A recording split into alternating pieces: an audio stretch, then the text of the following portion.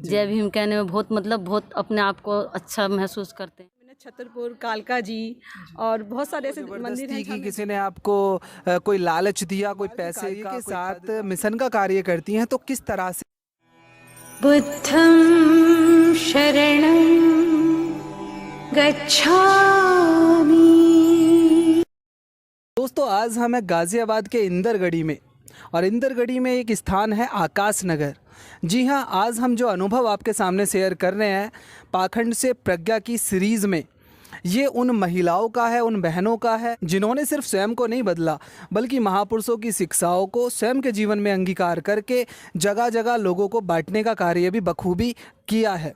दोस्तों, हमारा प्रयास है कि इस देश में सिर्फ विशिष्ट लोगों के अनुभव लोगों के सामने पेश ना हो, बल्कि जो आम जनमानस है, क्योंकि इस देश की जो बहुसंख्यक जनसंख्या है वो आम है, जो एकदम आम जीवन यापन करती है। तो हम चाहते हैं कि आप लोग उन लोगों का अनुभव साझा करें आपके सामने जो बिल्कुल आम जीवन जीते हैं, रोटी बनाते हैं, बच्चों को पालते हैं, चौका बर्तन करते हैं, और उससे अलग महापुरुषों की शिक्षाओं को भी किस तरह से लोगों तक पहुंचाते हैं।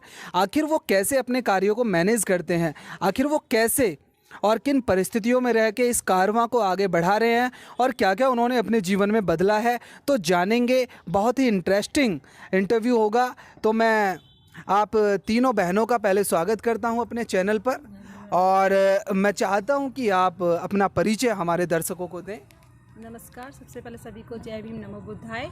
मेरा नाम मंजू मुखी बौद्ध है। मैं मिसलगढ़ी गाजीपुर में रहती हूँ और मैंने पोस्ट ग्रेजुएशन की हुई है, पॉलिटिकल साइंस से किया है मैंने। मेरे हस्बैंड एडवोकेट हैं, मेरे 2 बच्चे हैं, और जिसमें एक बेटी मेरी 3rd क्लास में पढ़ती है और बच्चा भी मेरा छोटा है, 3 साल का। तो आप वर्किंग हैं या हाउस वाइफ हैं?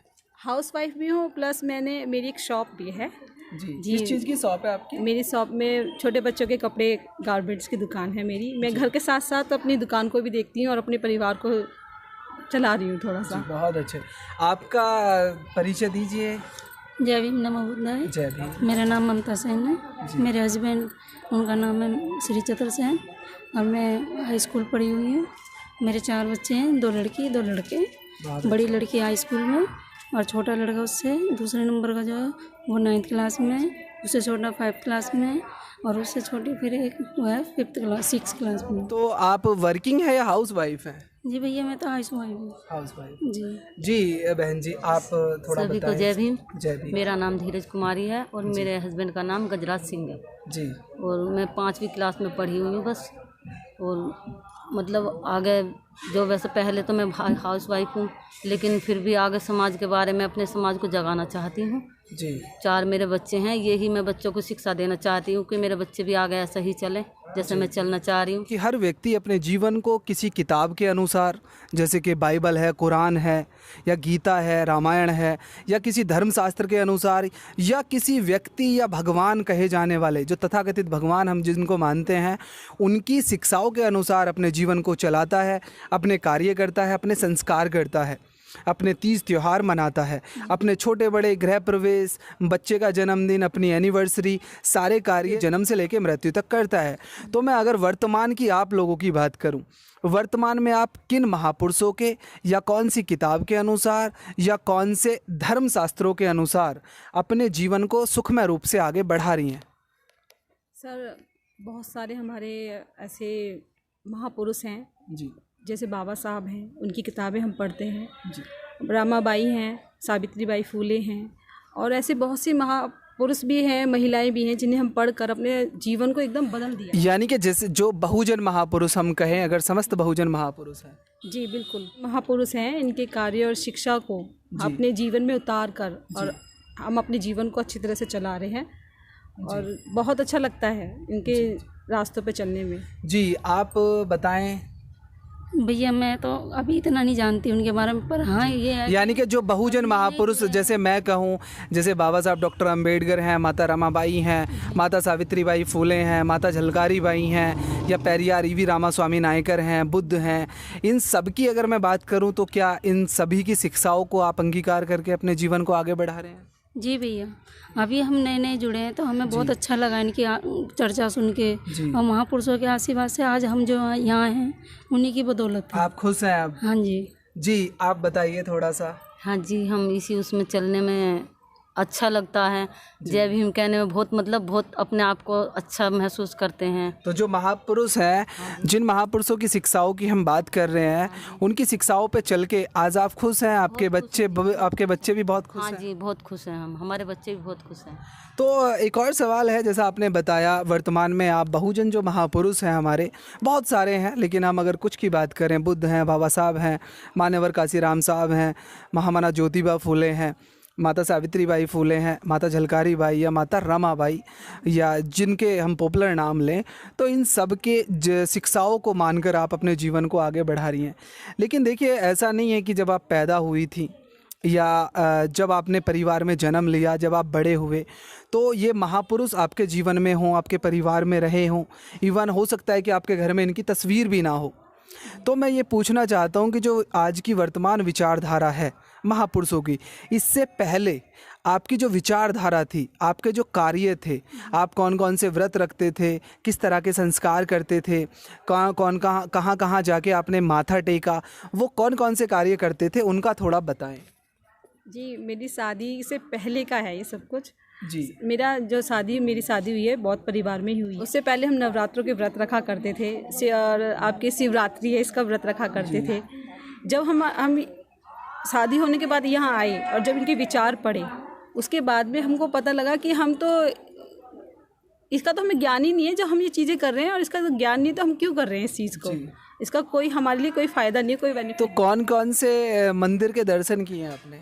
जी, दिल्ली से रहने वाली हूँ, मैंने छतरपुर, कालका जी और बहुत सारे ऐसे मंदिर हैं जहाँ मैं गई हूँ। जी। और जब मैं इस वाली विचारधारा में बाबा साहब के रास्ते पे जब से चली हूँ, तब से हम किसी मंदिर में नहीं गए। मेरे 2 बच्चे हैं, हमने। अच्छा, इससे अलग जो आपके घर में संस्कार होते थे, जैसे त्योहार हैं, होली है, दिवाली है, रक्षाबंधन, भैया दूज है ना, तो ये क्योंकि हर महीने में लगभग एक फेस्टिवल आता है या एक से ज़्यादा आता है, तो ये सारे किस तरह से आपके घर में होते थे? बहुत धूमधाम से मनाए जाते थे ये सारे के सारे। रक्षाबंधन हुआ, आपका भाई दूज हुआ, और सारे 30 त्यौहार हो गए, आपके होली दिवाली होगी। इस पर काफ़ी खर्चा भी हुआ करता था और अच्छी तरह से सेलिब्रेट होता था ये सब चीज़ें। पर जब हम इस चीज़ में आए, बाबा साहब को हमने जाना और समझा, तब उसके बारे में हमें पता लगा कि ये तो हम उन लोगों की पूजा कर रहे हैं जिन्होंने हमारा बहुत अपमान किया है। जी। जब वो मन में एकदम आग सी जली ना इस बारे में, तब से हमने सोचा कि इसे त्याग दो। तो आपके परिवार में, आपके जो जीवन में किस किस तरह के कार्य करते थे आप? भैया, जब मैं कुंवारी थी, लेकिन 14 अप्रैल तो बनती थी मेरे घर पे, खिचड़ी वगैरह भी वो बनाते थे, खीर वगैरह। लेकिन फिर जब देखा मंदिरों में जा के कि हम लोगों को घर में मंदिरों के बाहर ही वो देते थे प्रसाद वगैरह, अंदर नहीं जाने देते थे, तो वो चीज़ अब हमने किताब पढ़ के देखी बाबा साहब की कि हमारे साथ कितना जुल्म हुआ था। तो इसलिए हमने सब त्याग दिया। तो किस तरह के त्योहार मनाए जाते थे आपके घर में, किस तरह के कार्य होते थे?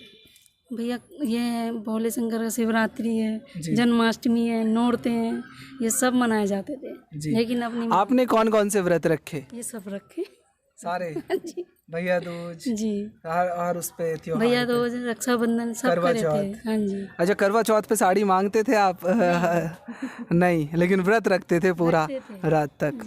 आपने सारे त्योहार करे खूब खुशी से, होली दिवाली। सबसे ज्यादा आपने कौन सा व्रत सबसे बढ़िया तरीके से रखा? कोई व्रत नहीं करा जी। अच्छा। पहले से ही नहीं व्रत करती थी मैं तो। अच्छा, लेकिन त्योहार आप सबसे ज्यादा धूमधाम से कौन सा मनाते थे? यही होली दिवाली, रंग एक दूसरे के वो लगाना। जब जैसा आपने बताया कि आपके जीवन में जो बदलाव हुआ है वो महापुरुषों की शिक्षाओं से हुआ, उससे पहले आपके जो जीवन में ये सभी कार्य आप लोग करते थे, जैसे कि आम लोग जनमानस करते हैं, क्योंकि उनको परिवार से, माता पिता से, उनके पुरखों से वही मिला है। तो मैं आप लोगों से ये जानना चाहता हूँ अगले सवाल में कि आप लोगों के जीवन में जो ये परिवर्तन हुआ है, जो ये सारे संस्कारों को आपने त्याग दिया, तिलांजलि दे दी, लात मार दी, आपके जीवन में आखिर कौन सी घटना घटी, आखिर कौन सी आपने किताब पढ़ी, आखिर ऐसा क्या आपने देख लिया, ऐसा क्या आपने सुन लिया कि आपने अपने जीवन को रूपांतरित कर दिया? इस बारे में हमें थोड़ा सा जो हमारे दर्शक हैं उनको बताएं। जी, बुक तो अभी फ़िलहाल पढ़नी शुरू की है जी, पर जब हम लोग ट्रेडर में आए हैं ना, इससे हमें ज़्यादा कहते हैं कि ज़्यादा हमारा प्रकाश ज़्यादा हुआ उसमें। कब आपने ये चीज़ें बदली? सर, इसे बदले होते मुझे 1.5 साल हो गया करीबन। जी।